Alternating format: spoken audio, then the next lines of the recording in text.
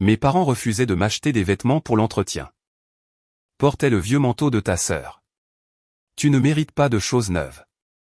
Je suis entré dans le plus grand entretien de ma vie dans un costume 3 tailles trop grand, tenu par des épingles de sûreté. La présidente directrice générale m'a fixé pendant 15 secondes. Puis elle s'est levée, a enlevé sa propre veste et me l'a tendue. Je sais exactement qui vous êtes. Mes parents m'ont fait porter le vieux manteau de ma sœur pour mon propre entretien, mais la présidente directrice générale observait. Pas de la manière dont les gens le disent quand ils veulent dire que quelqu'un a jeté un œil aux images de sécurité plus tard. Elle était réellement là, derrière le mur de verre au 42e étage, debout avec une tasse de café à la main, me regardant dans tandis que je me tenais dans le hall de Hartwell & Pike, portant un manteau qui ne m'avait jamais appartenu. Qui ne m'allait pas et qui ne m'avait jamais une seule fois donné l'impression d'entrer dans mon avenir. Il était en laine gris anthracite et chair, de la manière dont ma sœur aimait les choses chères, lourds, rigides, fait pour quelqu'un de plus grand, de plus mince et aimé avec plus de soin. Sur moi, il pendait comme une punition. Les manches avalaient mes mains. Les épaules ressortaient comme si j'avais emprunté de la confiance au mauvais corps. La poche gauche avait une déchirure à l'intérieur, si bien que ma carte de bus n'arrêtait pas de glisser dans la doublure et de descendre du côté droit, là où les boutons étaient censés être à plat. 3 épingles de sûreté argentées maintenaient le tout. J'avais mis ces épingles moi-même à 5h12 ce matin-là, debout dans notre cuisine sous une lumière vacillante, essayant de ne pas pleurer parce que les larmes rendraient mes yeux rouges pour le plus grand entretien de ma vie. Je m'appelle Marin Cole. J'avais 26 ans et, d'aussi loin que je me souvienne, ma famille avait traité mes rêves comme quelque chose qui devait être plié plus petit pour que mes sœurs puissent prendre plus de place. Ma sœur, Tessa, avait 29 ans. Tessa avait toujours été sensible. C'était le mot que ma mère utilisait chaque fois que Tessa criait, mentait, cassait quelque chose, volait quelque chose ou avait besoin que quelqu'un d'autre nettoie ses dégâts. Elle est sensible. Marin, tu sais comment elle est. Mon père avait un mot différent pour elle. Spécial. Tessa était spéciale quand elle a échoué 2 fois au collège communautaire. Tessa était spéciale quand mes parents ont payé son appartement pendant que je travaillais à 2 emplois. Tessa était spéciale quand elle a encastré la voiture de mon père dans une boîte aux lettres. Et d'une manière ou d'une autre, j'ai fini par être puni parce que je l'avais contrariée plus tôt ce jour-là. Tessa était spéciale quand elle a décidé de devenir consultante en style de vie sans client, sans certification et avec un anneau lumineux de location qu'elle a facturé sur la carte de crédit de ma mère. Et moi, j'étais utile. C'était mon mot, utile. Je cuisinais quand maman avait mal au dos. Je conduisais papa à ses rendez-vous quand il ne voulait pas prendre de taxi. Je corrigeais les courriels de Tessa quand elle voulait paraître professionnelle. Je nettoyais la salle de bain du bas avant que les invités n'arrivent. Je récupérais les ordonnances, retournais les colis, réparais le Wi-Fi, faisais des CV, payais des factures de mon propre compte courant quand papa disait qu'il était un peu à court cette semaine. Je n'ai jamais été spécial. J'étais la fille dont il se souvenait quand quelque chose devait être fait. Cet entretien chez Hartwell & Pike était censé être mon échappatoire. Pas une échappatoire fantaisiste, pas une scène de film dramatique où j'obtiendrais un emploi et deviendrais soudainement intouchable. Une véritable issue, un salaire avec une assurance maladie, un trajet qui ne nécessitait pas de bus et une marche devant une station-service où des hommes me criaient dessus avant le lever du soleil.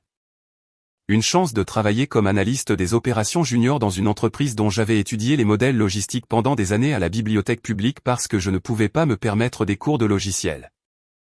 J'avais construit ma candidature moi-même, chaque feuille de calcul, chaque étude de cas, chaque carte de processus, chaque graphique, pendant 6 mois.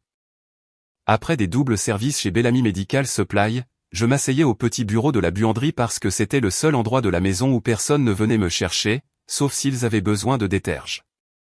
J'ai appris par moi-même les modèles de prévision à partir de tutoriels gratuits. J'ai reconstitué les retards d'expédition à partir de données publiques. J'ai fait une proposition complète montrant comment Hartwell & Pike pourrait réduire les stocks gaspillés dans leurs entrepôts régionaux en séparant les pics de demande saisonnière des schémas de défaillance des fournisseurs. Ce n'était pas parfait, mais c'était à moi. Pour la première fois de ma vie, quelque chose était à moi. L'appel est arrivé un mardi après-midi alors que j'étais dans la salle de pause, en train de manger des crackers d'un distributeur automatique.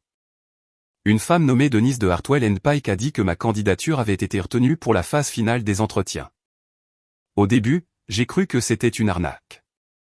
Je lui ai demandé de répéter le nom de l'entreprise. Elle a ri doucement et a dit, oui, mademoiselle Cole, Hartwell & Pike. Votre étude de cas était très impressionnante. J'ai pressé le téléphone si fort contre mon oreille que le bord en plastique m'a fait mal. Mon étude de cas? Oui, dit-elle.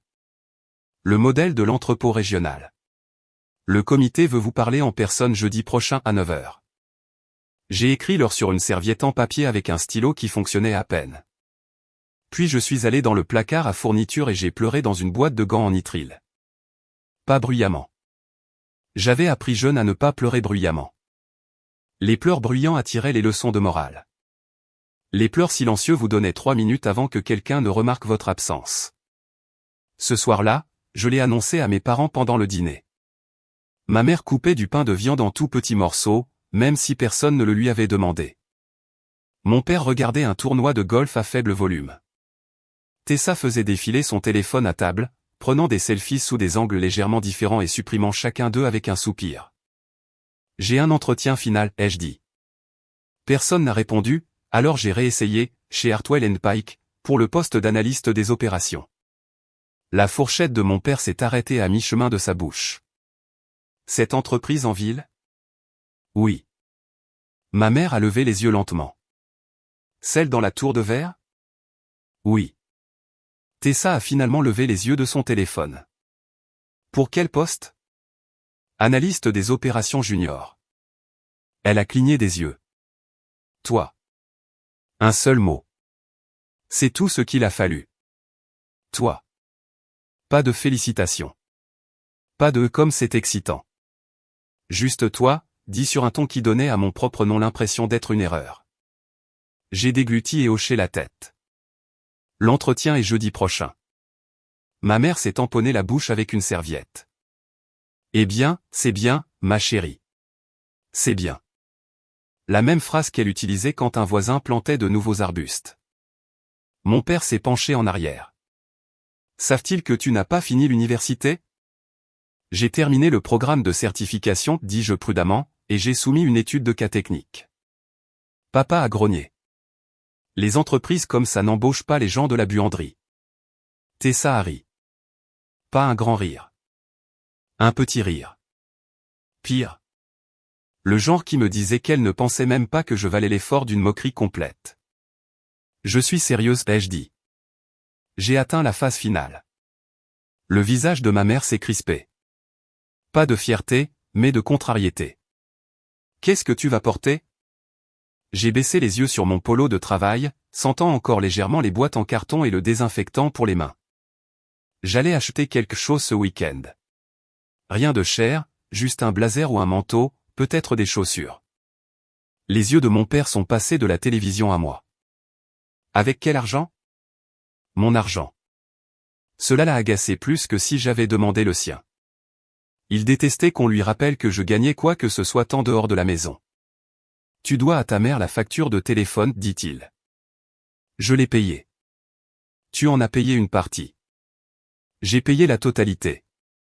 J'ai le courriel de confirmation. La température de la pièce a chuté de 5 degrés. Tessa a posé son téléphone. Pourquoi as-tu besoin de nouveaux vêtements? Demanda-t-elle. J'ai de vieilles affaires dans le placard de l'entrée. Ma mère s'est éclairée. C'est vrai. Tessa a ce manteau en laine de la conférence Madison. Je me souvenais de ce manteau. Tessa l'avait porté une fois, s'était plainte qu'il lui donnait un air trop corporate et l'avait jeté dans le placard avec une tache de café sur une manchette. Il ne me va pas, dis-je. Tu n'as pas essayé, a répondu maman. Si, l'hiver dernier. Les manches sont trop longues. C'est un manteau, marin. Pas une robe de mariée. Mon père a monté le volume du golf d'un cran.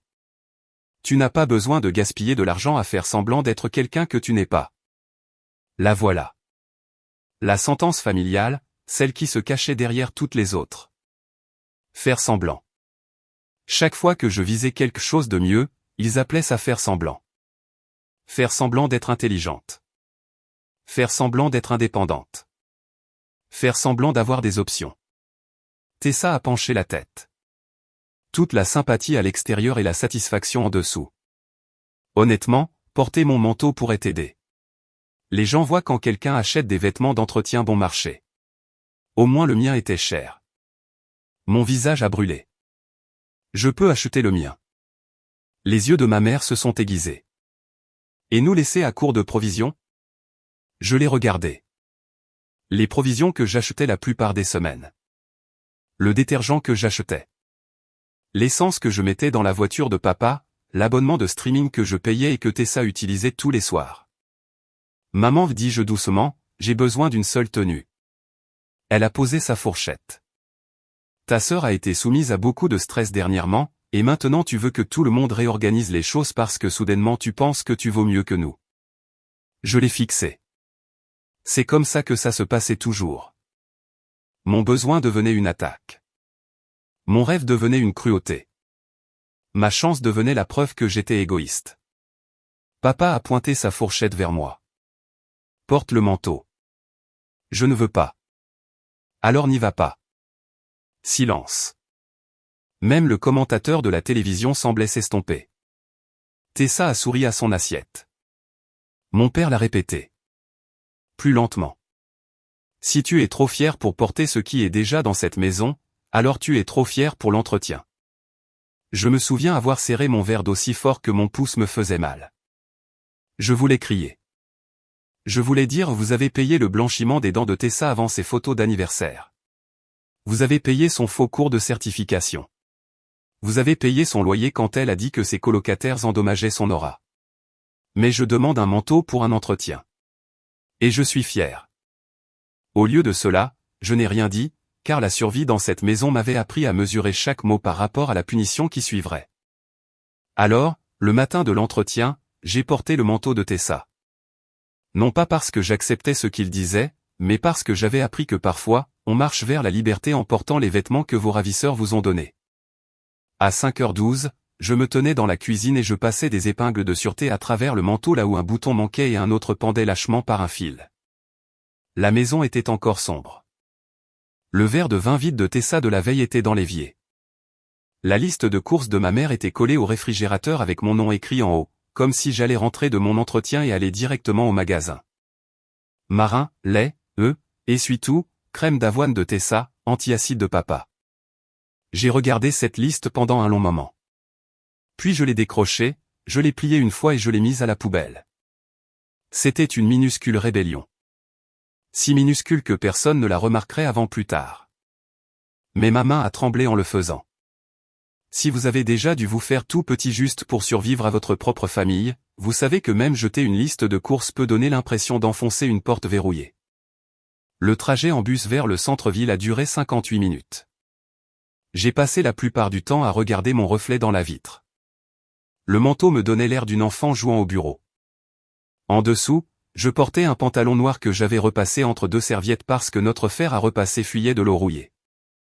Ma blouse était bleu pâle et propre, bien que le col ait une minuscule effilochure que j'espérais que personne ne remarquerait. Dans mon sac, je portais 3 copies imprimées de mon CV, 2 copies de mon étude de cas, un petit carnet et la clé USB avec mes fichiers de modèle. Je portais aussi autre chose, une enveloppe Kraft. À l'intérieur se trouvaient des captures d'écran imprimées, des courriels, des eurodatages, un reçu du café, une photo de l'écran de mon ordinateur portable datant de 3 semaines. Je n'avais pas prévu de la porter, mais à 1h30 du matin, je m'étais réveillé avec une sensation si vive qu'elle m'a fait m'asseoir dans mon lit. Quelque chose n'allait pas. Pas de la peur, pas le trac normal d'un entretien. Quelque chose n'allait pas. Alors, j'ai ouvert mon ordinateur portable dans le noir et j'ai vérifié le portail de candidature une fois de plus. C'est là que je l'ai vu. Un message avait été envoyé depuis mon compte 2 jours plus tôt.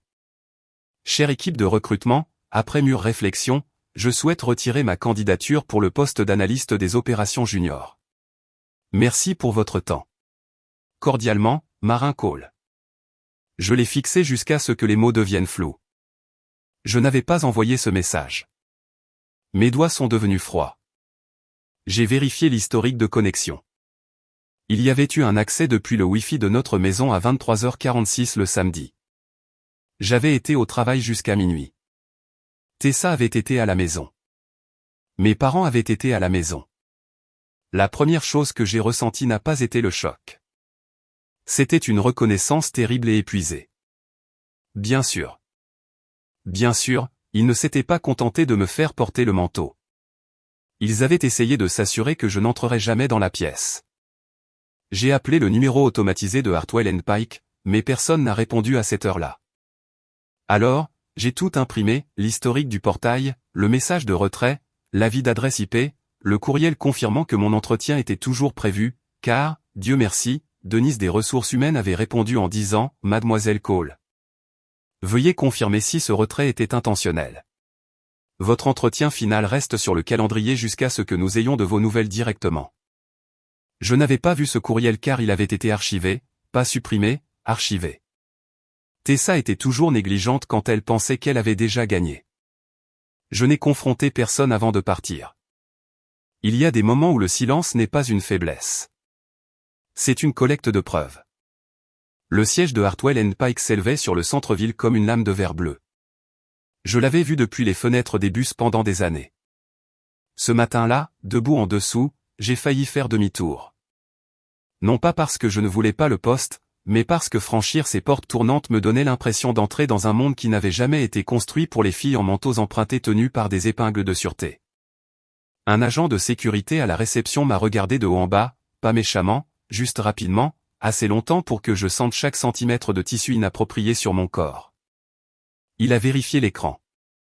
Ses sourcils ont légèrement bougé. Entretien final. 42e étage. Prenez la batterie d'ascenseur C. Il m'a tendu un badge de visiteur. Ma main tremblait en l'attachant au manteau. L'épingle de sûreté en dessous s'est détachée. Le côté droit s'est affaissé. Je l'ai rattrapé et pressé à plat. Une femme en tailleur crème debout à proximité m'a jeté un coup d'œil, puis a détourné le regard. Je voulais disparaître. Au lieu de cela, je me suis dirigé vers la batterie d'ascenseur C. L'ascenseur était doté de miroirs sur 3 côtés. Conception cruelle. Je n'avais d'autre choix que de me regarder monter. 20, 27, 34, 42. Au moment où les portes se sont ouvertes, je m'étais convaincu d'une seule chose, j'avais peut-être l'air de ne pas être à ma place, mais mon travail, lui, l'était. La réception était silencieuse de cette manière coûteuse, avec une moquette épaisse et des fleurs qui semblaient être remplacées avant d'avoir eu le temps de se faner. Derrière le bureau était assise une femme avec des lunettes argentées. « Vous devez être marin, dit-elle. »« Oui. Je suis Denise. Nous nous sommes parlé au téléphone. » Son visage s'est adouci en regardant le manteau, non pas avec pitié, mais avec quelque chose de plus proche de la colère en mon nom. « Puis-je vous offrir de l'eau ? » ? « Oui, s'il vous plaît. » Ma voix est sortie faible. Elle m'a tendu une bouteille et s'est légèrement penchée. « Prenez une grande respiration avant d'entrer. Ils ont 3 minutes de retard. » J'ai hoché la tête. De l'autre côté du mur de verre à ma gauche se trouvait une grande salle de conférence. À l'intérieur, 4 personnes étaient assises à une longue table. 3 hommes, une femme, des dossiers ouverts, des tablettes lumineuses. Et derrière eux, près de la fenêtre du fond, se tenait une autre femme. Grande, cheveux foncés coupés juste en dessous de la mâchoire, robe noire, pas de bijoux à l'exception d'une montre. Elle ne parlait pas. Elle observait. À ce moment-là, je ne savais pas quelle était Léona Hartwell, la présidente directrice générale. Je savais seulement que lorsque ses yeux se sont posés sur moi à travers le verre, elle n'a pas détourné le regard. La plupart des gens détournaient le regard après avoir remarqué le manteau. Elle, non. Elle a regardé mon visage, puis les épingles de sûreté, puis le dossier dans ma main, puis de nouveau mon visage. Quelque chose a changé dans son expression. Pas de la surprise exactement. De la reconnaissance. Denise a ouvert la porte de la salle de conférence. Marin Cole. 4 têtes se sont tournées. La femme près de la fenêtre a continué de regarder. Je suis entré. La pièce sentait le café et le bois poli. Un homme avec une cravate rouge s'est levé et m'a serré la main. Graham Sutter, directeur principal des opérations. Sa poignée de main était ferme mais ennuyée. Les 2 autres hommes se sont présentés comme Paul et Vincent. La femme à la table s'appelait Aria Moss, des ressources humaines. La femme près de la fenêtre ne s'est pas présentée. Je me suis assise. La chaise était trop basse. Ou peut-être que je me sentais trop basse. Graham a jeté un coup d'œil à mon manteau. Matin difficile? Un petit rire a circulé autour de la table. Pas d'Aria. Pas de la femme près de la fenêtre. J'ai souri, parce que les femmes comme moi sont entraînées à rendre l'humiliation plus facile pour tout le monde. Juste un matin précoce. Graham a baissé les yeux sur mon CV. Alors, marin, pas de diplôme de licence? Non, monsieur. J'ai terminé une certification en analyse des opérations et j'ai construit plusieurs modèles indépendants. Des modèles indépendants, a répété Paul. Il l'a dit comme si j'avais prétendu construire un vaisseau spatial avec des serviettes en papier. Vincent a feuilleté mon étude de cas. La proposition pour l'entrepôt était intéressante. Merci. En supposant qu'elle soit de vous. Ma bouche est devenue sèche. Je l'ai regardé. Pardon? Il a fait glisser une page sur la table. C'était mon propre graphique, mais en bas, là où mon nom aurait dû être, le pied de page indiquait « Préparé par Tessa Cole Consulting ». Pendant un instant, la pièce a basculé. Je pouvais entendre le sang dans mes oreilles. Tessa Cole Consulting. La fausse entreprise de ma sœur. Mon modèle, mon graphique, mes formules, mes mois de travail, sous son nom. Graham s'est penché en arrière. Nous avons reçu une soumission très similaire hier de quelqu'un prétendant être votre sœur. Les yeux d'Aria se sont aiguisés. En fait, pas similaire, dit-elle. Identique dans plusieurs sections. Paul a tapoté le papier.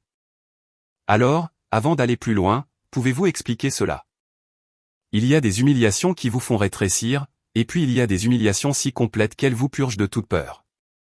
J'ai regardé le graphique, mon travail portant le nom de ma sœur de la même manière que je portais le manteau de ma sœur. Trop grand, volé, inapproprié. J'ai fouillé dans mon sac et j'ai sorti l'enveloppe Kraft. Oui, ai-je dit. Ma voix était calme, mais elle ne tremblait plus. Je peux l'expliquer. La femme près de la fenêtre s'est tournée complètement vers moi. J'ai ouvert l'enveloppe et j'ai retiré la première capture d'écran imprimée. Ceci est la métadonnée du fichier original de mon modèle, créé il y a 6 mois sur mon ordinateur portable. Je l'ai posé sur la table. Ceci est une photo que j'ai prise il y a 3 semaines parce que mon ordinateur portable est tombé en panne et que je voulais une preuve de la disposition des formules avant de reconstruire le tableau de bord. Deuxième page. Ceci est le reçu de la photocopieuse lorsque j'ai imprimé mon étude de cas avant de la soumettre. Mon nom figure sur le relevé de paiement. Troisième page. Ceci est la confirmation du portail de candidature de Hartwell & Pike montrant mon heure de téléchargement. Quatrième page. Et ceci est le message de retrait que quelqu'un a envoyé depuis mon compte il y a 2 jours pendant que j'étais au travail. Personne n'a ri maintenant. J'ai posé la dernière page. Ceci est l'historique de connexion montrant qu'il provenait du Wi-Fi de la maison de ma famille alors que je n'étais pas dans la maison. La pièce est devenue si silencieuse que je pouvais entendre le système de ventilation. Graham s'est avancé. Aria a ramassé la capture d'écran du retrait. Vous n'avez pas envoyé ça? Non. Et votre sœur a soumis votre travail sous son nom de consultante? Oui. Paul avait l'air mal à l'aise. Vincent avait l'air fasciné de la pire des manières, comme si mon drame familial était un rebondissement inattendu pendant sa réunion du matin. Graham s'est raclé la gorge. Mademoiselle Cole, pourquoi votre sœur ferait-elle ça? Avant que je puisse répondre, la femme près de la fenêtre a parlé pour la première fois. Parce que certaines familles ne se contentent pas de refuser d'ouvrir des portes. Elles vous brisent les doigts lorsque vous tendez la main vers la poignée. Chaque personne à la table s'est tournée vers elle. Sa voix était calme, pas dramatique. Ce qui l'a rendue plus percutante. Elle s'est approchée de moi. De près, elle paraissait plus jeune que ce à quoi je m'attendais et plus fatiguée que quiconque d'aussi puissant ne devrait être autorisé à paraître. Ses yeux sont de nouveau tombés sur mon manteau. Puis elle a fait quelque chose que personne dans cette pièce n'attendait. Elle a enlevé sa propre veste. Elle était noire, structurée, parfaitement taillée. Elle me l'a tendue. Mettez ceci. Mon visage est devenu chaud. Je suis désolé. Mettez-la, dit-elle. Vous ne devriez pas avoir à défendre votre travail en portant la punition de quelqu'un d'autre. Ma gorge s'est nouée. Pendant une seconde, j'ai cru que j'allais pleurer, là, devant le comité. Mais son visage me disait de ne pas avoir honte. Pas aujourd'hui. Je me suis levé prudemment. Le vieux manteau a glissé sur mes épaules. Une épingle de sûreté s'est ouverte et est tombée sur la moquette. Personne n'a bougé. J'ai enlevé le manteau de Tessa. Sans lui, je me sentais exposé dans ma blouse bleu pâle, le col effiloché maintenant visible, mes bras froids de nervosité. Léona Hartwell s'est approchée et a posé sa veste sur mes épaules. Elle m'allait mieux qu'elle n'aurait dû. Pas parfaitement, mais suffisamment. Puis elle m'a regardé et a dit la phrase de l'aperçu du texte, celle que j'entendrai dans ma tête pendant des années. Je sais exactement qui vous êtes. Je l'ai fixé. Vraiment? Oui. Elle s'est tournée vers le comité. Le modèle de Mademoiselle Cole a été signalé par mon bureau avant que cet entretien ne soit programmé. Graham a cligné des yeux. Votre bureau? Oui. J'ai demandé à Denise de la maintenir sur le calendrier après la réception du courriel de retrait. Denise, à l'extérieur, derrière la vitre, a baissé les yeux sur son bureau comme si elle cachait un sourire. Léona a continué, il y a 3 mois, nous avons eu un examen interne des déchets d'approvisionnement régionaux. Un de nos responsables a fait circuler une analyse de données publiques provenant d'un portail de candidature parce que les recommandations étaient inhabituellement spécifiques. Je l'ai lu 2 fois. Elle m'a regardé de nouveau. Elle a identifié un problème que nos propres consultants avaient manqué. Ma bouche s'est entr'ouverte, mais aucun mot n'est sorti. Elle a pointé le graphique volé avec le pied de page de la consultation de Tessa. Cette version a été soumise la nuit dernière à partir d'un compte de courriel lié à une page de médias sociaux proposant du coaching de mentalité de luxe. Il n'y avait aucun fichier de travail joint, aucune formule, aucune note de source. Juste des captures d'écran. Une légère rougeur a envahi le cou de Graham. Les yeux de Léona sont restés sur lui.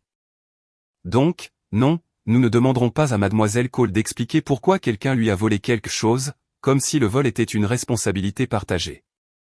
Aria a hoché la tête une fois, fermement. Graham a baissé les yeux, bien sûr. Mais Léona n'avait pas fini. Elle a tiré la chaise à côté de moi et s'est assise. Mademoiselle Cole, je vais vous poser des questions techniques maintenant. Non pas parce que je doute de vous, mais parce que je veux que tout le monde à cette table comprenne ce que signifie s'approprier son travail. Mes mains se sont crispées sur le bord de mon carnet. Oui. Elle a ouvert mon étude de cas. Page 7. Vous avez séparé le retard du fournisseur de la poussée de la demande. Pourquoi? Parce que je savais ça. Je le savais mieux que je ne savais comment expliquer ma propre douleur. Je me suis penché en avant. Parce que les chiffres bruts de retard donnent l'impression que la défaillance du fournisseur est la cause principale des ruptures de stock. Mais quand on cartographie les incidents par rapport au volume de commandes saisonnières, environ 37% des retards sont en fait des erreurs de prévision interne. L'entrepôt commande en retard parce que le modèle traite la demande saisonnière répétée comme des anomalies ponctuelles. Le stylo de Paul a cessé de bouger. Léona a demandé, et votre recommandation? Diviser la prévision en 2 couches. La fiabilité de base du fournisseur et la récurrence de la demande interne. Puis créer un déclencheur lorsqu'un produit saisonnier présente un comportement répétitif pendant 2 années consécutives. Vincent a regardé la page. Ce n'est pas dans le résumé. Non, ai-je dit. C'est dans le classeur de travail. Avez-vous le classeur? J'ai sorti la clé USB de mon sac. Oui. Graham s'est agité. Vous avez apporté le fichier en direct? Je l'ai construit, ai-je dit. J'apporte toujours le fichier en direct. La bouche de Léona s'est légèrement incurvée. Pas un sourire. De l'approbation. Pendant les 40 minutes suivantes, ils m'ont posé des questions. De vraies questions. Pas où êtes-vous allé à l'école? Pas comment quelqu'un comme vous est-il arrivé ici? Pas pourquoi portez-vous ce manteau? Des questions sur les hypothèses, les entrées, l'intégrité des données, la gestion des exceptions, le regroupement des fournisseurs, le vieillissement des stocks. J'ai répondu à toutes. Pas parfaitement. Une fois, j'ai dit que je ne savais pas, puis j'ai expliqué comment je ferais pour le découvrir. Léona a semblé préférer cette réponse. À mi-parcours, mon téléphone a commencé à vibrer dans mon sac. Une fois, 2 fois, encore, puis encore. Je l'ai ignoré. Il a vibré tellement de fois qu'Aria a finalement jeté un coup d'œil vers le bas. Avez-vous besoin de répondre? Non, ai-je dit. Léona m'a regardé. La famille? J'ai hoché la tête. Probablement. Alors, certainement pas. L'entretien a continué. Quand il s'est terminé, Graham avait l'air de quelqu'un à qui on avait retiré le sol sous les pieds.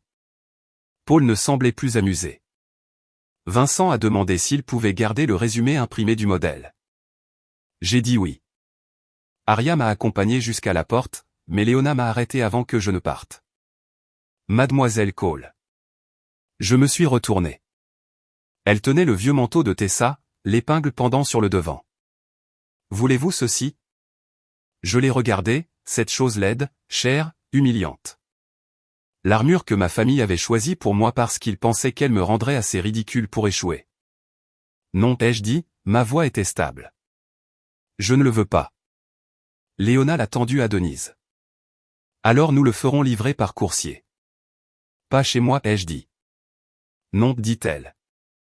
À la personne qui a soumis un travail volé à mon entreprise. Un rire étrange m'a presque échappé. Léona s'est penchée plus près. Vous allez recevoir un appel des ressources humaines d'ici la fin de la journée. Quoi qu'il arrive ensuite, ne laissez pas votre famille répondre à votre téléphone. J'ai hoché la tête. Puis elle a ajouté plus doucement, et Marin. Oui. Votre travail est entré dans ce bâtiment avant vous. Souvenez-vous de ça. Je suis arrivé à l'ascenseur avant que les tremblements ne commencent. Pas de la peur maintenant. Le contre-coup. Toute la force que j'avais empruntée pour l'entretien a quitté mes genoux d'un coup. Au moment où j'ai atteint le hall, mon téléphone affichait 23 appels manqués. Maman, papa, Tessa, maman encore. Un texto de Tessa était en haut. Tu m'as mise dans l'embarras. Je l'ai fixé. Puis un autre est apparu. Je sais que tu leur as dit quelque chose. Répare ça. Puis papa, appelle ta mère maintenant. Puis maman, comment as-tu pu faire ça à ta sœur avant sa grande opportunité? Sa grande opportunité. Mon entretien. Mon travail volé. Ma matinée gâchée. Et d'une manière ou d'une autre, c'était l'opportunité de Tessa. Je suis sorti de la tour de verre sous un soleil froid, portant la veste de la présidente directrice générale sur ma blouse. Mon propre reflet est apparu dans la porte tournante pendant une seconde. J'avais l'air différente. Non pas à cause de la veste, mais parce que j'avais enlevé le manteau. Il y a une différence entre recevoir quelque chose de beau et être libéré de quelque chose de laid. Je ne suis pas rentré chez moi immédiatement. Je suis allé dans un café à 2 pâtés de maison, j'ai acheté le thé le moins cher du menu et je me suis assise dans un coin avec mon téléphone face contre table pendant 12 minutes. Je me suis permis de respirer. Puis l'appel est arrivé. Numéro inconnu. J'ai répondu avec les 2 mains. Ici Marin. Marin, c'est Denise de Hartwell & Pike. Avez-vous un moment? Oui. Nous aimerions vous offrir le poste d'analyste des opérations junior. Le thé est devenu flou devant moi. Denise a continué de parler, salaire, date de début, avantages sociaux, vérification des antécédents, lettre officielle. Des mots dont j'avais rêvé si longtemps que de les entendre tous à la fois les rendait irréels. Puis elle a dit, Mademoiselle Hartwell m'a également demandé de vous informer que nous créons une option d'allocation de réinstallation pour votre package d'intégration, si vous en avez besoin. J'ai fermé les yeux. Elle savait. Bien sûr, elle savait. Les femmes comme Léona Hartwell n'avaient pas besoin de toute l'histoire pour reconnaître la forme d'une cage. Oui, ai-je murmuré. J'en aurais peut-être besoin. Alors nous l'inclurons. Après la fin de l'appel, je suis resté parfaitement immobile. Puis j'ai pleuré. Pas assez silencieusement pour me cacher. Pas assez bruyamment pour effrayer qui que ce soit. Juste honnêtement. Une femme à la table voisine a fait glisser une serviette vers moi sans dire un mot. J'ai hoché la tête. Merci. Parfois, les étrangers savent mieux que la famille comment laisser votre dignité intacte. Quand j'ai finalement retourné mon téléphone, il y avait plus de messages. Tessa, tu n'avais pas le droit de me faire passer pour une méchante. Maman, ta sœur est hystérique. Papa, tu rentres à la maison et tu t'excuses. Tessa, cette entreprise n'était de toute façon pas faite pour toi.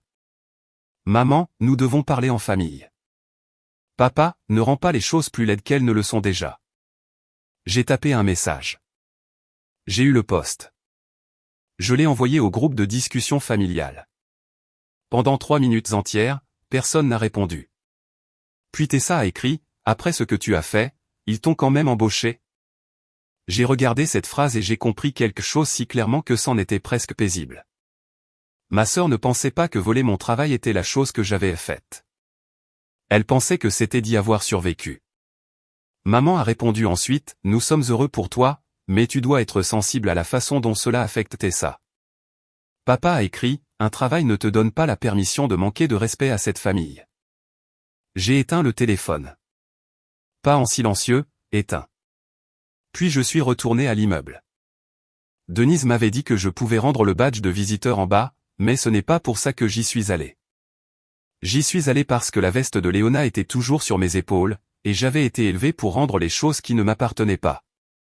Denise a souri en me voyant. Elle est en réunion. Ce n'est pas grave. Je voulais juste laisser ça. J'ai commencé à enlever la veste. Denise a secoué la tête. Elle a dit de la garder. Je ne peux pas. Elle a dit que vous diriez ça.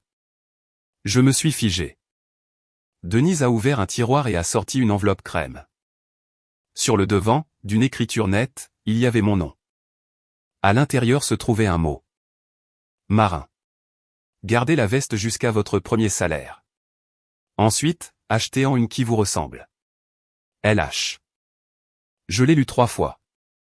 Puis je l'ai plié soigneusement et l'ai remis dans l'enveloppe. Si vous écoutez ceci en étant assis quelque part où vous ne vous sentez pas désiré, dites-moi une chose dans les commentaires. Quel a été le premier objet qui vous a fait sentir que vous pourriez enfin appartenir à un autre endroit? Pour moi, ce n'était pas la veste. C'était cette enveloppe avec mon nom écrit comme s'il avait de l'importance. Quand je suis rentré à la maison ce soir-là, ma famille attendait dans le salon. Bien sûr qu'ils attendaient. Ma mère était assise sur le canapé avec des mouchoirs sur ses genoux, bien que ses yeux soient secs. Mon père se tenait près de la cheminée, les bras croisés.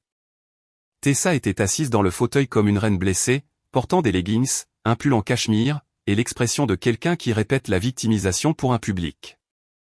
Le vieux manteau gris reposait sur la table basse. Hartwell & Pike l'avait renvoyé par coursier à Tessa avec une note imprimée jointe. Article retourné apporté par la candidate Marin Cole. Non requis pour les futurs entretiens. Simple, professionnel, dévastateur. Le visage de Tessa s'est tordu quand elle a vu la veste noire sur mes épaules. Tu as gardé sa veste. Je n'ai pas répondu. Maman s'est levée. Marin, assieds-toi. Non. Ce seul mot a changé l'ambiance de la pièce. Les sourcils de mon père se sont levés. Qu'est-ce que tu as dit? J'ai dit non. Maman a pressé une main sur sa poitrine. Nous essayons d'avoir une conversation de famille. Non, ai-je répété. Vous essayez de me faire m'excuser d'avoir été volé. Tessa s'est levée d'un bond. Je ne t'ai rien volé. Je l'ai regardé. Tessa.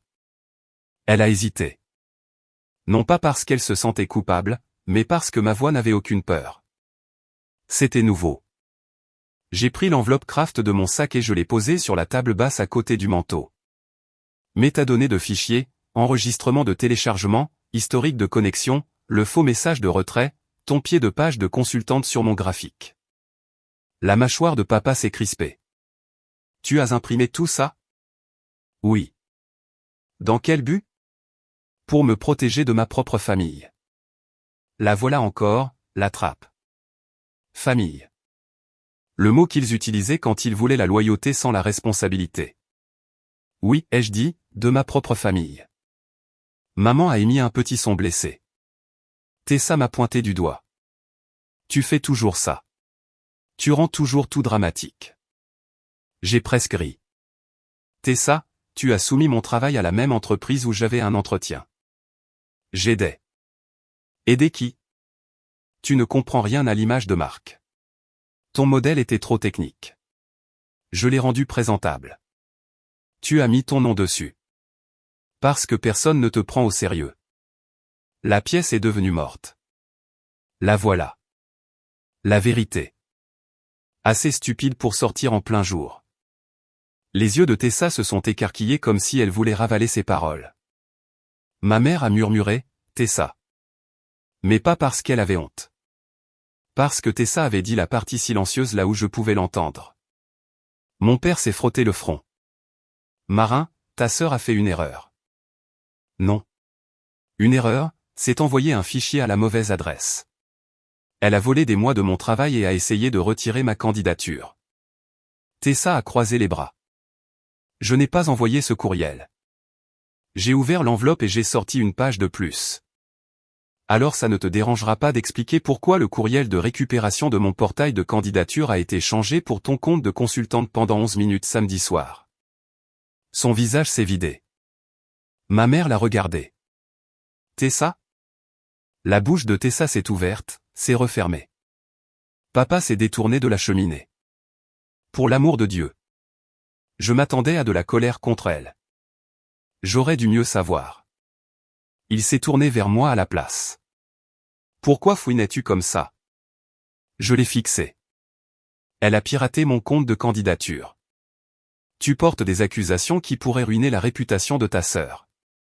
Quelle réputation? Tessa a fondu en larmes alors. De vraies larmes ou des larmes utiles? Je ne pouvais plus faire la différence. Maman s'est précipitée vers elle. Papa m'a pointé du doigt. Maintenant, regarde ce que tu as fait. Quelque chose en moi est devenu immobile. Pas engourdi. Immobile, comme un lac après que le vent est tombé et que l'on peut enfin voir ce qui gisait au fond depuis le début. J'ai eu le poste, ai-je dit. Personne ne m'a félicité, pas même par accident. Maman tenait Tessa et la berçait comme une enfant. Papa me fusillait du regard comme si mon emploi était un acte de violence. Tessa pleurait plus fort, et cela m'a tout dit. C'est étrange comme parfois le moment qui devrait vous briser le cœur est le moment où votre cœur arrête enfin de supplier. Je suis monté. Ma chambre était petite avec un plafond en pente et une seule fenêtre donnant sur la clôture du voisin. J'ai fait 2 sacs. Pas de façon dramatique. Pas tout. Juste ce qui comptait, documents, ordinateur portable, chargeur, 3 pantalons, 2 pulls, mes carnets, l'enveloppe de Léona, la photo encadrée de moi à 16 ans debout à côté de mon stand de foire scientifique avant que j'apprenne à cacher ma fierté. Ma mère est venue à la porte pendant que je pliais une chemise. Qu'est-ce que tu fais? Je fais mes valises. Son visage a changé. Pas adouci, calculé. Ne sois pas ridicule. J'ai mis la chemise dans le sac. Vous vouliez que je reste utile. C'est fini. Marin, les familles se disputent. Ce n'était pas une dispute. Elle a baissé la voix. Ton père est très contrarié. Je sais. Tu sais comment est sa tension artérielle. J'ai fermé le sac à fermeture éclair. Alors ne le contrariez pas. Sa bouche s'est crispée. Ce travail te change déjà. Non, ai-je dit. Il me révèle. Cela l'a effrayée davantage. Elle est entrée dans la pièce. Où iras-tu? Un motel ce soir. Ensuite, j'utiliserai l'allocation de réinstallation. Ses yeux ont vacillé. Allocation de réinstallation? Oui. Les mots ont atterri comme une porte qui se verrouille. Tu as discuté de notre situation familiale privée avec des étrangers. Je l'ai regardé. Vous avez fait de ma survie une situation familiale privée. J'en ai fait une situation professionnelle. Pour la première fois de ma vie, ma mère n'avait rien de prêt. Pas de culpabilité, pas de soupir, pas de main tremblante, rien. En bas, Tessa pleurait encore assez fort pour être entendue à travers le plancher. Mon père a crié « Marin ». L'ancienne version de moi serait allée immédiatement. La fille utile, la fille convoquée, la fille qui venait quand on l'appelait, même quand la voix qui l'appelait n'avait jamais une seule fois semblé aimante. J'ai pris mes sacs et j'ai descendu les escaliers. Papa se tenait en bas. Pose ça. Non. Si tu sors par cette porte, ne t'attends pas à revenir en rampant quand cette entreprise découvrira que tu n'es pas ce qu'il pense. Je me suis arrêté sur la dernière marche. Pendant des années, une phrase comme celle-là m'aurait vidé. Cette nuit-là, elle m'a traversé et n'a trouvé nulle part où vivre. Ils savent déjà ce que je suis, ai-je dit. Sa lèvre s'est retroussée. Et qu'est-ce que c'est? J'ai ajusté la veste de Léona Hartwell sur mes épaules. La personne qui a construit le travail. Je suis passé devant lui. Il a attrapé la sangle de mon sac. Pas assez fort pour faire un bleu. Assez fort pour me rappeler qu'il pensait avoir encore le droit. Je me suis retourné et j'ai regardé sa main. Lâche-moi. Il ne l'a pas fait.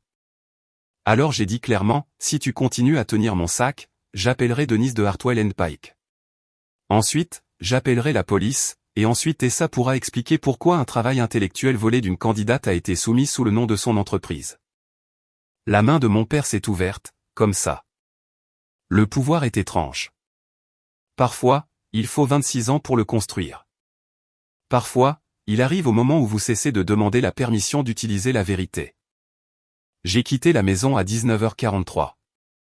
Personne ne m'a suivi sur le porche. Personne n'a dit « sois prudente ». Personne n'a dit « nous sommes fiers ». Ma mère regardait à travers les rideaux. Les pleurs de Tessa avaient cessé. Papa est resté dans l'embrasure de la porte jusqu'à ce que mon VTC tourne au coin de la rue. J'ai passé cette nuit dans un motel près de l'autoroute avec des murs fins et un distributeur automatique qui bourdonnait comme un vieux réfrigérateur. J'aurais dû me sentir dévasté. Au lieu de cela, j'ai dormi 9 heures, le sommeil le plus profond de ma vie d'adulte. La semaine suivante est passée vite. Paperasse des ressources humaines, vérification des antécédents, un acompte de réinstallation, un studio en location à court terme à 12 minutes du bureau. Il avait une fenêtre, un placard et une cuisine si petite que je pouvais toucher l'évier et la cuisinière en même temps. Je l'ai immédiatement adoré. Personne ne frappait à ma porte pour demander où était le reçu de l'épicerie. Personne n'utilisait mon ordinateur portable sans permission. Personne ne me disait de baisser la voix quand j'étais heureuse. Le premier jour chez Hartwell & Pike, je portais un pantalon noir, une blouse blanche et la veste de Léona. Non pas parce que j'avais besoin d'être sauvé, mais parce que je tenais une promesse envers moi-même. Premier salaire, puis la mienne. Denise m'a rencontré dans le hall. Les prêtres ne sont généralement pas un problème, ai-je dit honnêtement. Elle a ri. Bien. Celles qui sont trop prêtes sont généralement un problème. Mon bureau était au 31e étage. Pas glamour, pas un bureau d'angle. Un vrai bureau avec un badge qui ouvrait des portes. Une adresse courriel d'entreprise avec mon nom correctement orthographié. Une équipe qui me posait des questions et écoutait quand je répondais. 3 jours après mon arrivée, j'ai trouvé une erreur dans un rapport d'exception de fournisseur. Petite, pas dramatique, mais coûteuse si elle était ignorée.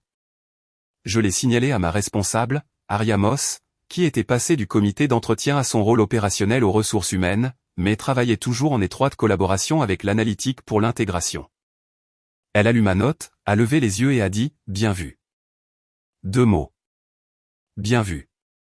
Je suis allé aux toilettes et j'ai encore pleuré. La guérison est parfois embarrassante. On découvre à quel point il faut peu de gentillesse pour vous défaire quand vous avez vécu de miettes. 2 semaines plus tard, Tessa a envoyé un courriel à mon adresse professionnelle. Je ne la lui avais jamais donnée. L'objet était « Pouvons-nous s'il te plaît être des adultes ?» J'ai failli le supprimer. Puis je l'ai ouvert, parce que la documentation était devenue une habitude. Marin, je raclement de gorge pense que tout a dégénéré. Tu sais, je ne voudrais jamais intentionnellement nuire à ta carrière. J'essayais d'aider à présenter ton idée parce que tu n'es pas doué pour te présenter. Maman est dévastée. Papa ne dort plus. Tu dois rentrer à la maison et en parler. Aussi, si quelqu'un de Hartwell te contacte au sujet de ma soumission de consultante, s'il te plaît, dis-leur que c'était un malentendu. Je ne peux pas laisser ça affecter mon avenir. Tessa. Pas d'excuses, même pas de fausses excuses. Juste une version plus jolie du vol. Je l'ai transféré à mon courriel personnel. Puis j'ai répondu par une seule phrase. Ne me contacte plus au travail. Elle a répondu 6 minutes plus tard. Waouh, ce travail t'a vraiment rendu froide. Je n'ai pas répondu. Un mois plus tard, ma mère est venue dans le hall du bureau. Sans prévenir. Denise a appelé mon bureau. Il y a une femme ici qui prétend être votre mère. Mon estomac s'est noué. Que veut-elle? Elle dit que c'est urgent. Dans ma famille, urgent signifiait que quelqu'un voulait le contrôle rapidement. Je suis descendu avec Aria à mes côtés. Je ne lui avais pas demandé de venir. Elle s'est simplement levée quand je l'ai fait et a dit, j'ai besoin de café de toute façon. Ma mère était dans le hall, portant son manteau du dimanche et l'expression qu'elle utilisait quand les étrangers devaient croire qu'elle était fragile. Quand elle a vu Aria, elle a cligné des yeux. Marin, j'espérais que nous pourrions parler en privé. Non. Ses yeux ont lancé un éclair, puis se sont à nouveau adoucis pour la pièce. Ma chérie, s'il te plaît. Ta sœur ne va pas bien. Aria s'est légèrement écartée. Présente mais pas intrusive. Ma mère a baissé la voix. Elle a perdu 2 clients potentiels à cause de ce qui s'est passé. Les gens disent des choses. Quelles choses? Qu'elle a plagié. C'est le cas. Maman a inspiré brusquement. On ne dit pas ça de sa sœur. Je dis des choses vraies maintenant. Son visage a changé. Pendant une seconde, le masque public s'est fissuré. Tu penses que ces gens se soucient de toi, murmura-t-elle. Tu penses qu'une veste et un bureau en font une famille? Non, ai-je dit. C'est pourquoi c'est plus sain. Elle a tressailli. Je ne l'avais pas voulu comme une arme. Ce qui l'a rendue plus tranchante. Elle a fouillé dans son sac à main et a sorti une enveloppe. Nous avons besoin que tu signes une déclaration. Je l'ai regardée. Quelle déclaration? Ça dit juste que la confusion de soumission était mutuelle et que Tessa avait la permission verbale de développer tes matériaux. Je regardais ma mère, ma propre mère, dans le hall de mon nouveau lieu de travail, me demandant de signer pour renoncer à la vérité afin que ma sœur puisse continuer à faire semblant d'avoir construit quelque chose qu'elle avait volé. Maman. Elle a poussé l'enveloppe vers moi. Ne sois pas égoïste. La voilà, la religion familiale en 2 mots. Ne sois pas égoïste. Ce qui signifie, donne-nous ton travail. Donne-nous ton silence. Donne-nous ton crédit. Donne-nous ton avenir. Donne-nous la version propre de nos choix sales. Je n'ai pas pris l'enveloppe. Non. Marin. Non. Ses yeux se sont remplis de larmes alors. De vrai, peut-être. Mais j'avais appris que les larmes pouvaient être du chagrin ou de la stratégie. Et dans tous les cas, elles n'avaient pas à devenir des instructions. Tu détruis cette famille. Non, ai-je dit doucement. Je refuse d'être détruite pour elle. Derrière moi, j'ai entendu des pas. Léona Hartwell était entrée dans le hall. Je ne savais pas d'où elle venait. Elle portait une robe bleu marine et tenait un dossier. Elle a regardé de moi à ma mère, puis à l'enveloppe.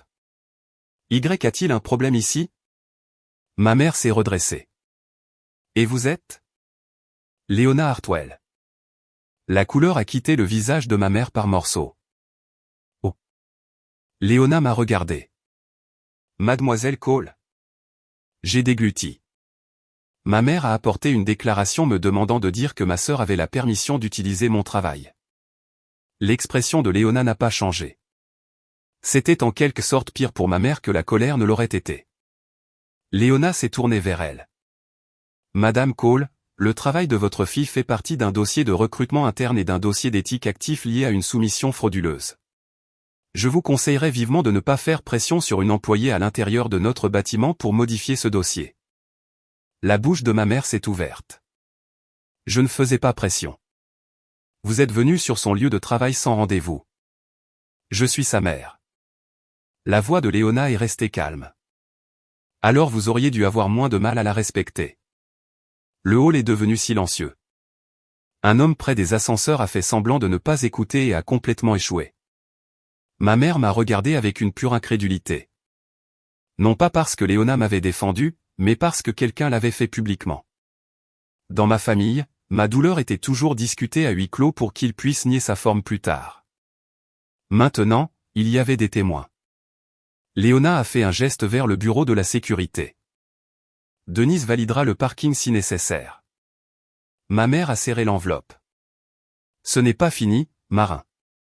Pour la première fois, cette phrase ne m'a pas fait peur. Je sais, ai-je dit. Mais c'est fini ici. Elle est partie. Aria a expiré lentement à côté de moi. Léona lui a jeté un coup d'œil.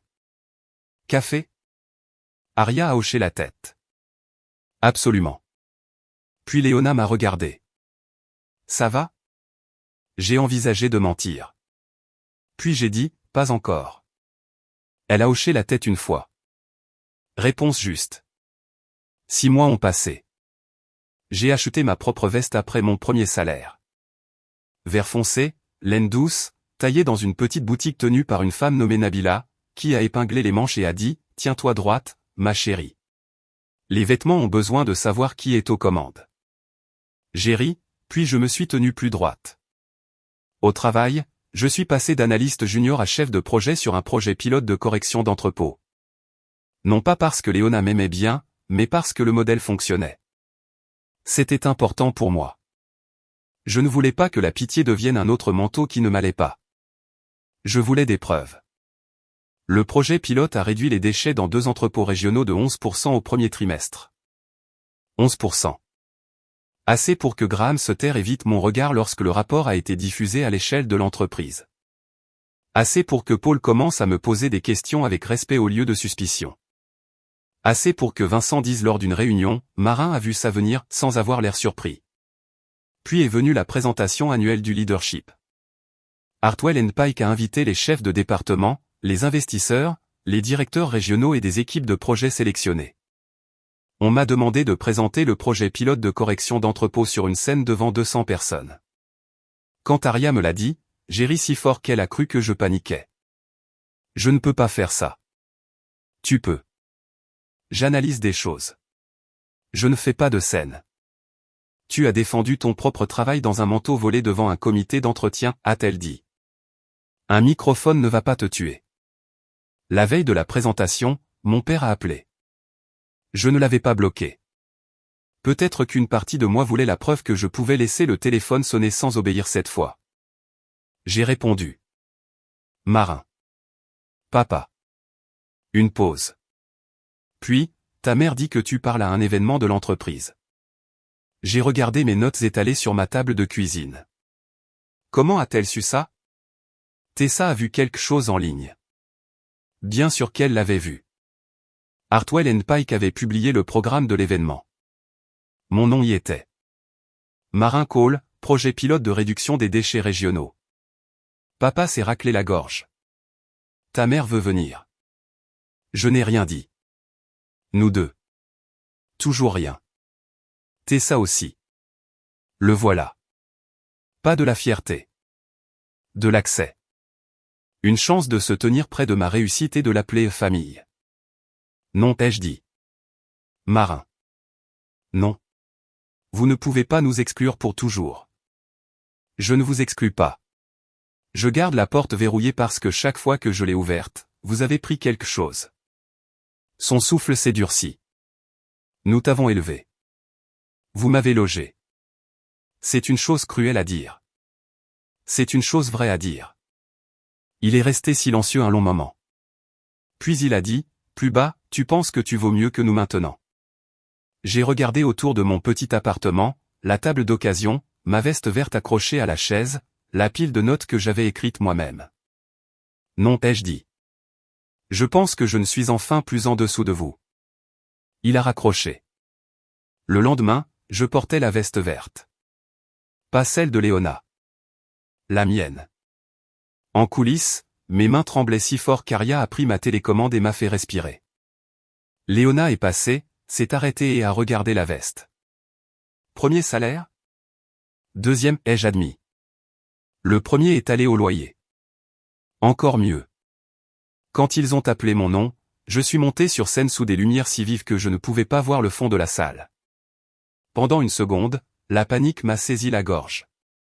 Puis je me suis souvenu du manteau, des épingles de sûreté, du mur de verre, de la façon dont Léona avait dit « Votre travail est entré dans ce bâtiment avant vous ». Alors j'ai commencé. J'ai parlé de déchets, de prévisions, de retard de fournisseurs, de récurrence interne, d'hypothèses humaines cachées dans de mauvaises données. Je ne leur ai pas dit que je comprenais les hypothèses cachées parce que j'avais passé toute ma vie dans une famille qui supposait que j'absorberais toujours le coup. Mais peut-être que quelque chose dans ma voix le faisait. À mi-parcours, alors que j'expliquais le déclencheur de correction, les portes latérales se sont ouvertes. Ma mère est entrée, puis mon père, puis Tessa. Ils étaient venus quand même. Ils se tenaient près du fond, habillés comme des invités à une cérémonie à laquelle ils n'avaient pas été invités, mais qu'ils prévoyaient de revendiquer. Pendant une demi-seconde, ma voix s'est étranglée. Tessa a souri. Petit, le même sourire qu'à la table du dîner. Toi. C'est ce que ça disait. Tu penses que tu peux faire ça avec nous qui te regardons? Je l'ai regardé. Puis j'ai regardé mes diapositives. Puis j'ai continué. Pas plus vite, pas plus tremblante. Plus stable. Quand j'ai fini, il y a eu des applaudissements. De vrais applaudissements. Des applaudissements professionnels, oui, mais réels. Puis un investisseur au premier rang a levé la main et a demandé, qui a initialement identifié la distinction entre la défaillance du fournisseur et la récurrence des prévisions internes? J'ai regardé la salle.